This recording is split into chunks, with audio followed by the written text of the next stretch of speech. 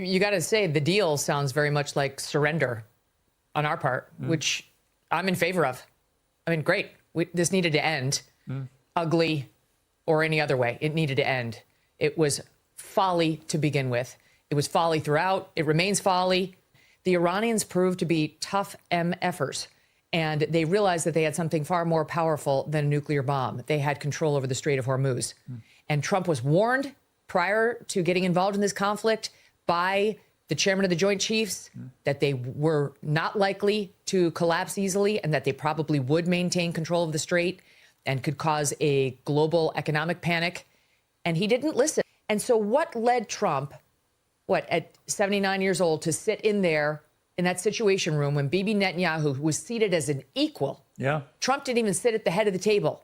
Trump sat at the side of the table and Bibi was across from him as an equal in the American Situation Room. What led him to sit there and buy what that guy was selling hook, line, and sinker when every other president was able to see through that liar?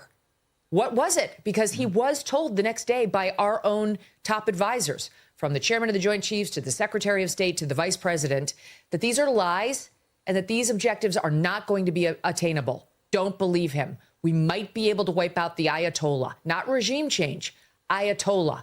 And we might be able to decimate some portion of their missiles and their military. Okay, that's true. But the goals as stated by Trump when we actually did pull the trigger were all over the board. And to this moment, he's pushing the BS claim that we affected regime change. No, we didn't. It's the same regime, just different players. There isn't somebody more moderate in there at all. We have no reason to believe that. In fact, it looks like the Iranian Revolutionary Guard is in control now, which is far more radical. And the fatwa that had allegedly been issued by the Ayatollah on developing nukes is gone. Iran is more powerful economically. It controls the strait and now is demanding the lifting of all sanctions against it. So we've upset our allies. We've pleased Israel, although now they're upset there's a ceasefire, because the Iranians wouldn't fold. They realized what the pressure point was and that it was working. And they watched Trump's poll numbers spiral downward in every piece of the coalition that elected him.